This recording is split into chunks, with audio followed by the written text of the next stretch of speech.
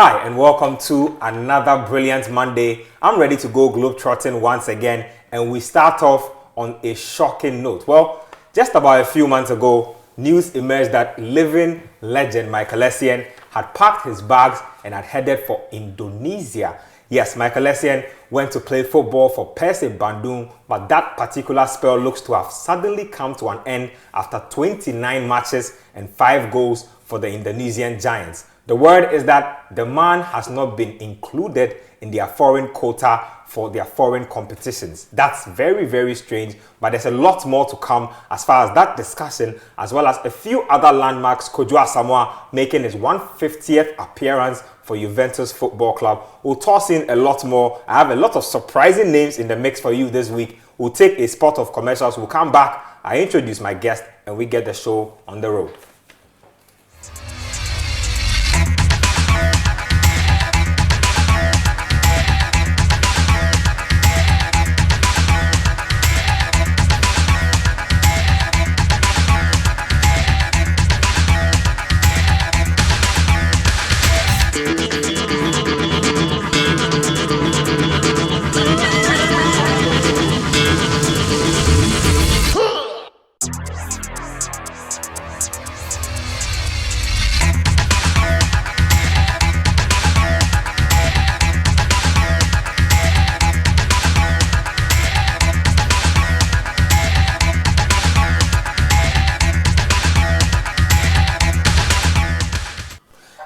And we are back. So Fentio Tahiru is here with me. Fent, good to have you on the show once again. Yes, looks like you took a break of some sorts. Yeah. It's good to have you back. Michael Essien, a man you know so well and possibly revere very much, is on the move. Persib Bandung are not the sort of team that come across a player like Michael Essien every now and then and let him go in the short term. Now, we are getting reports that they have excluded him basically because of their international quota. Yeah. I don't want to believe that that is practically the only reason, because like I'm saying, he is perhaps the biggest name to have played for this side. What could possibly account for Persib Bandung wanting to do away with the Bison? That's an interesting one. I think Michael Essien, as we know him, his move to Indonesia was even a bit of a surprise. Very big surprise. When players reach this part of their careers, this twilight of their careers, you expect them to make the big money moves to Asia, but not necessarily to Indonesia, but usually to the Arab world, maybe Saudi Arabia or somewhere in the UAE, and make some retirement package. But he headed for Indonesia, where he's not even making €1 million a year. I think he's on some 800,000 euros a year or so. So it's not as if he's making some huge, extraordinary amount of money. Yeah. But he was still happy to play anyway. Yeah. And he wasn't there. It's actually quite surprising that he lasted that long, because the other players he moved there with, including Carlton Cole. I remember. Cole, for example, was sacked after some 6 matches without scoring a goal. Essien has managed to spend more than a year there with Persib. But I think he's leaving the club is not so surprising, to be honest. The last few months leading up to now has been filled with rumors that he could be headed to the MLS in particular, especially when he went to the US to do some promotional work for Chelsea with Ashley Cole. A few months ago, there was a lot of talk that he could possibly be moving to an MLS club. There's even talk that he could be making a switch to Persib's city rivals, Bali United. Whichever decision Michael Essien makes next would be crucial. But if I were to advise Michael Essien, I would tell him to choose a place where he can make a lot of money, because it's ex-gratia time. It is ex-gratia time. Thank you. He's done it all. He doesn't need anything for the national team. He doesn't need to play in the competitive league. He's done it. He's won the Champions League. He's won Premier League titles, FA Cup titles. He's won French League titles. What hasn't he done before that he feels that he can do now in his career? I think that part of his career is all gone. Now it's time for him to make a lot of money. And I think that if he goes back to the MLS, where he can also have the opportunity to get a lot of endorsement deals and what have you, because he's a big name. Chelsea is huge in the US, and through Chelsea they know Michael Essien, and so if he goes back there, he will make a lot of money. But I think no matter what happens, he's leaving Indonesia as a fan favorite. I've monitored Michael Essien's social media activity and the sort of comments you see from all these Indonesians talking about Michael Essien, it's simply amazing. And I think that it's time for him to move on. His move to Greece was ill-fated. You remember when he left, he even had to take them to court because they didn't pay part of his salary. Looks like he left a lot of money on the table there as well. Thank you. You know, something in the region of almost 2 million in arrears. I'm not sure what the conclusion of that issue is, but if he hasn't taken his money, he needs to go back and take his money, because at this point in time, like I said, Essien needs to grab everything he can get before he retires. Well, talking about Essien grabbing everything, grab your phone and drop us a comment, because the show is live on Facebook. Just head on to Citi FM's Facebook page. The tracker is live. Myself and Fentio, give us a comment. Tell us about which player we are discussing absolutely blows your mind. I know Michael Essien in Indonesia definitely does that, but let's talk about our China people. It was the Tianjin derby over the weekend, and just about last week we were discussing the absence of Frank Achampong from his side, Tianjin Quanjin. They were up against Tianjin Teda this weekend. They managed to beat them, and he scored a hat-trick. He did. You don't get a lot of Ghanaians scoring a hat-trick, so when they do, it actually is big news, regardless of if it's the Chinese league or not. But a bit on Frank Achampong and his exploits in China. Okebo, they call him. I think from, I remember him quite clearly because I used to be in Kumasi and he used to play for Kim Faisal. So he is an OG. And, but I think when he was another player who moved to China, we thought, what is he doing? Because this is, you are at a very good place in your career. You're playing for Anderlecht, you're playing European football. And he wasn't just playing. He wasn't a peripheral member. He was making an impact for his team. Thank you. He was a key player. Then he makes a loan move. And for 6 months, you know how much they were paying him then? 1.2 million euros for just 6 months. And at the expiration of the 6-month contract, he thought, wait a minute. If I can get this in 6 months, imagine what I can get in a year or two.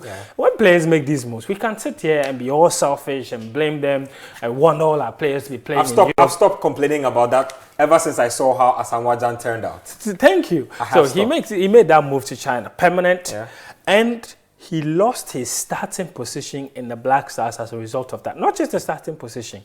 He lost out on a place in the Black Stars team, because the last time they did against Egypt, he wasn't even called up. That's interesting. But can we just stay on that bit for a second? Because I think that now we have a young influx of central midfielders and wingers coming into the team. I mean, his position is threatened by the likes of Samuel Tete, who already has hit the ground running ever since he made his recovery from the ACL injury. Or even Patrick Chumesi. Thomas Achampong, Patrick Chumesi, all are in that particular mix. Where will Achampong find his route back into the Black Stars and possibly into that starting lineup again? I think competition is key. And if he's putting in these kinds of performances, he deserves a call-up. Even when Asamoah Gyan was playing in the UAE, we were calling him up for the Black Stars Gyan has always been in hallowed territory. Yes, well, the were players who were playing in the Congolese league, we called them to the national team, didn't we? Very true. We've called players from all kinds of places for the national team, from Australia, from the English Division 2, from the Spanish Division 2, from the Italian Serie B. We have a knack for calling players from all over Even from the MLS or the American second division. Second tier, USL, exactly. So if he's performing like that, and listen, he in that game, there was also Alexander Pato playing for the other side. He also scored in that game. The same game that had Pato and Frank Achampong, it was Achampong who scored the hat-trick, not Pato. So if he's putting in those kinds of performances, he deserves a place in the Black Stars team.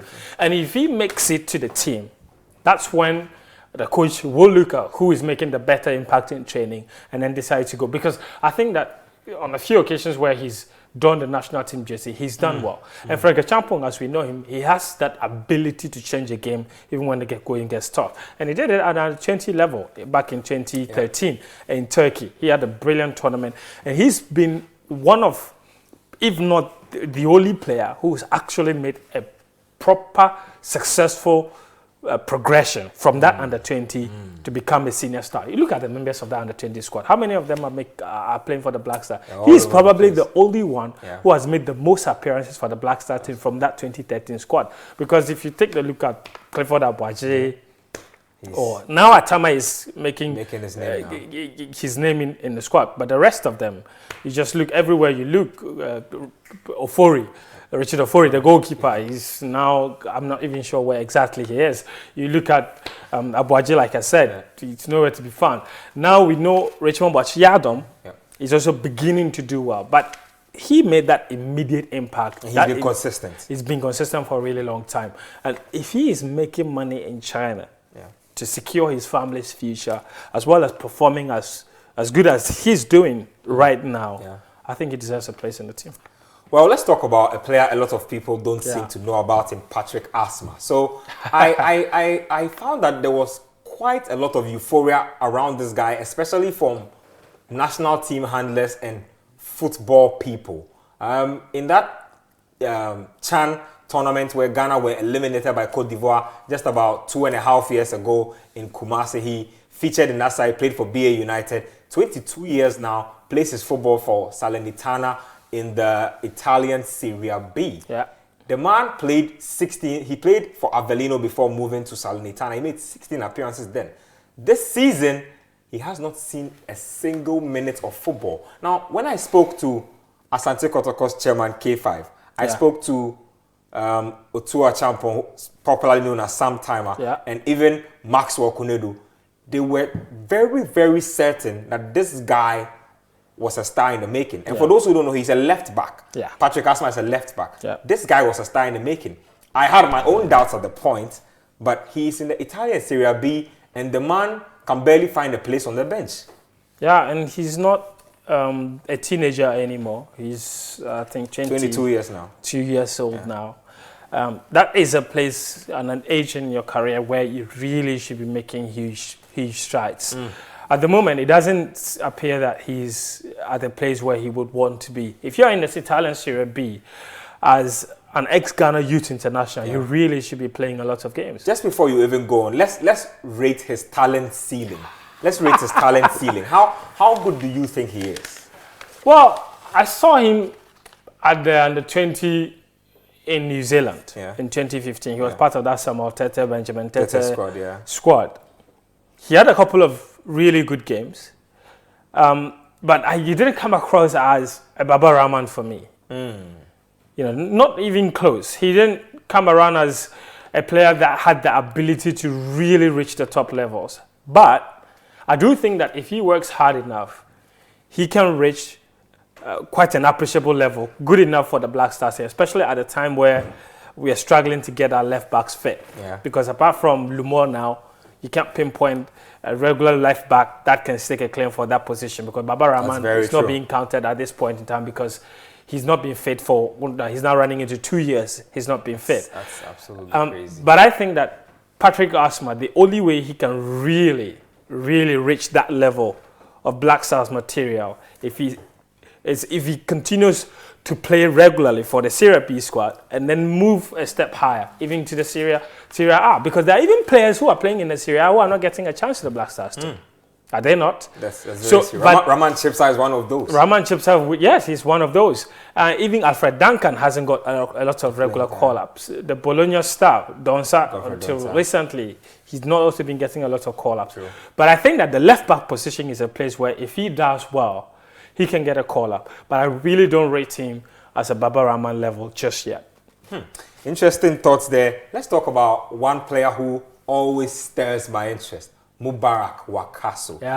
Plays for Deportivo Alaves in the Spanish La Liga. Ever since his manager who brought him in was fired, he's seen very little playing time. He's played, just about under 16 matches. Even Sule Muntari, who was in the wilderness for a long time, is seeing more playing time than Wakaso. And I cannot be told that Wakaso is a poor player. Friends, I've labeled him the eternal nomad. It looks like if conditions currently persist, he will pick up his stuff and be off again. And that's not always good for a player's career. You cannot change clubs every 6 months. You can't change clubs every year. He's become an expert at changing clubs every 6 months. You have to be, because when he moved to Alaves, I did the maths back then. Wakaso had joined his 10th club in 10 years, and he had scored 10 goals. That was his record, an average of 1 goal per season per club. And you know, when you reach a certain age, you need a certain stability, because Castle is now what, 28? Yeah. He's approaching 30 years old. He needs a bit of stability. He's never had that in his career. He's been everywhere from Villarreal to, name it. Las Palmas. To Las Palmas. Rubin Kazan. To Rubin Kazan. To even Celtic at some point. You know, he's been all over the place. And I think that's probably why we haven't seen him develop to the kind of potential that he should have. Because when you look at Mubarak Wakaso, as far as I am concerned, I actually think that Wakaso has even better ability than Suleiman Tari. Slightly better ability. Don't get me wrong. Ability. He's always been a top player for me. Yes, you know, ability is not the same as what the real output is. But if you look at his technique, and he has a certain way of caressing the ball. His passing is phenomenal. The way his ability on the dead ball situation is absolutely brilliant. When he's on song, he can run a midfield like nobody's business. And that temper about him is what even brings out the best in him. Unfortunately, he doesn't seem to have the patience to stay at one club and really fight for his position. Like you said, it looks like if he doesn't play much, by the end of the season, he might pack his bags and then he might leave again. And at this point in time, you really don't need to be jumping from one club to the other. You just need some stability. It's what Wakaso hasn't had in his entire career. Well, Mubarak Wakaso is not the only nomad under the microscope in this particular episode of the Tracker. I will tell you about who else is moving all over the place when we come back. I'll also read a few of your messages from Facebook. Let's take a spot of commercials. We'll be back.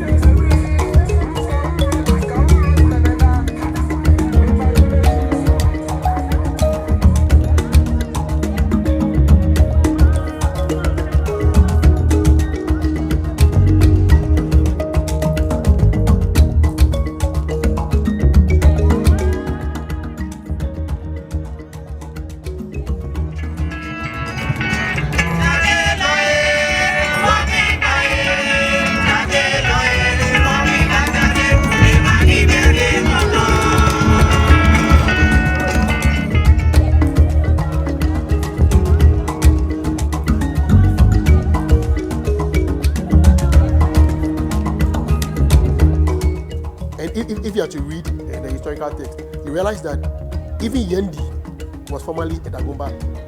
It was formerly a Konkoma land. And then when the Gonjes battled the Dagombas in the old Yendi, now there's an old Yendi that is now no more used. So they were pushed to go to the new Yendi. And when they were pushed to go to the new Yendi, they also pushed the Asifolos people because they don't have a standing army, they don't want to fight, so they just move across the Oti River. There are these kinds of traditional alliances and relationships. Okay, some of us prefer to call this a joking relationship.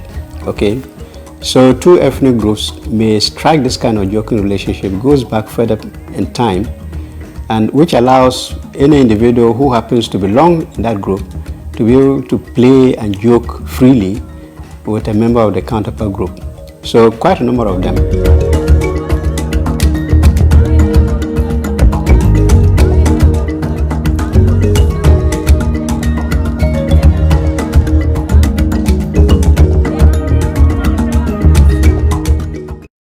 And we are back. Let me read a few of your messages from Facebook and then we will delve deeper into the discussion. So messages coming here. This one is from Richard Kojojan, says good sports presentation. Nantamba Movement says great work from the Citi Sports team. Where is Nathan? Well, Nathan is out there somewhere in the building taking care of other business. Echo Brony Dickens says that updates on our Black Stars players. Yes, that's exactly what's happening. Barney as Boat says that absolutely SN did indeed win the hearts of many Indonesian fans. He had a connection with the people. Karim Nuruddin Agoswin says that good morning, you guys are doing a fantastic job.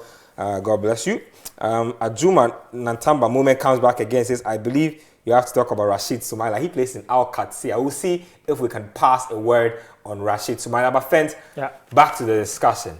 Baba Abdul Rahman. Yeah. Once upon a time, it's not even once upon a time, just about a year and a half ago, we were all talking about him, hoping that big things would happen for the man at Chelsea. Signed a 6-year deal. After that ACL injury suffered during the AFCON against Uganda, it's been almost 2 years since anybody saw Baba Rahman out on a football pitch kicking a ball. I remember writing an article just about 5 weeks ago where Schalke sporting director confirmed that Baba was ready and would be hitting the pitch soon. He himself confirmed that he wasn't really feeling the pain from his knees anymore. It's been 5 weeks and he's failed to make any match squad. I'm not even talking about making the bench. He's failed to make any match squad at all for Schalke. What's going on with the man? I think what's going on is that it appears that Baba Rahman is not fit, unfortunately, and that's something we cannot blame him for, because I think that's the only reason I can assign for Baba Rahman not being on the Schalke match day squad. So it's not even an issue of... Because they did want him. Regardless of the injury, they wanted to take him on. They desperately wanted him. And this is definitely a team that knows him very well, because he's played for them in the past on loan from Chelsea. He had a fantastic season leading up to the AFCON. And he was even with Schalke before we called him up for the AFCON. And he came and got injured. Then he had to go back to his parent club for treatment, where he'd been for the rest of the season, the second half of the entire season. And when the off-season started, we saw him training with the Chelsea squad, and we thought, okay, this is great, fantastic. And there were even, at some point, there was even talks that he could stay at Chelsea, because Antonio Conte talked about trying to give him another opportunity at Chelsea. Eventually, they decided to loan him out. And the only reason Schalke bought him was with the conviction that he was fit enough to help them. But ACL injuries can be very... it can be career-ending. Yeah, it can be career-ending, exactly. And it can be very complicated to treat sometimes. And, I think he seemed to have had a relapse, after joining Schalke. Because the Germans, the Germans in particular, they are... astute with dealing with this type of things. So they don't, because he may be good enough to train, but he may not be good enough to play for 90 minutes. Looks like they don't want to risk it. And in that case, you don't want to risk him, because this is an ACL. Any complication, and he's out for another 6 months. So if you had a player, you would rather wait for him to get fit after 3 weeks, 4 weeks, 5 weeks, than to play him and complicate his injury for another 6 months. You don't want that. Some players go out for a year, others for 2 years. The only reason Michael Essien didn't reach the kind of levels that a lot of people expected him to reach was because he suffered 2 ACLs. How do you get back from that? And Baba Rahman is still young. I just hope that no matter how long it takes, when he eventually gets fit, he would never have to go through that again. But in all of this, we are just here. We call up the next left back for Black Stars, and we are done. But the Ghana Black Stars is the reason Baba Rahman is going through what he's going through. That's very, very true, and very, very sad as well. Let's talk about another player whom a lot of people might not have heard about, but this is the chance and this is the tracker. Joel Fameye. Joel Fameye plays his football. Yes, he plays for Dynamo Brest in Belarus. Joel Fameye he did play for Asokwa Deportivo in Ghana, moved on to play for Wa All Stars for a bit. He featured in the local Black Stars, scored a brace when Ghana were in desperate need of goals some time back. Big burly striker, very tall, formidable guy. It reminds me a lot about the House of Oak striker. From the one they signed from Fiamenyo. Oh my goodness. We will have to talk about Gilbert Fiamenyo in our subsequent shows. Oh yeah, you remember when J.E. Sapon signed him and he said, Fiamenyo, you see him, he was slim down, give him 2 weeks. And he was talking about him being experienced and all, but let's keep the radar on Joel Fameye. I mean, for those who don't know Joel Fameye, what type of striker is he, and where could he possibly get to? Where are we likely to bump into his name again? I think he's very good on the ball. He's not very skillful, but he's decent on the ball. And I think that he's also very strong. His strongest suit is probably in the air, where he can bully so many defenders into submission. I like his back to the goal game. Exactly. And he's got great movement about him as well. I watched him with Asukwa Deportivo in Division 1 then, where he scored lots of goals. He was one of the most outstanding players in Division 1. And up to date, he still probably remains the only player to have been called up to the national team while he was playing in Ghana's second division. That doesn't happen so often. Unprecedented. Yeah, you know, so, but it happened with him, and boy, did he take the chance. On his debut, he scored 2 goals against Cote d'Ivoire. Eventually, we lost that of qualification because away from home, Cote d'Ivoire beat Ghana 1-0. The first leg ended 2-1, so they qualified on the away goal rule. And then he went outside for a few trials, and it didn't happen. So he came back, signed for Wild Star, didn't play much for them, and now he's in Belarus. Belarus is not exactly the sort of place where you think it's a top country. When I remember Belarus, I remember Alexander Hleb.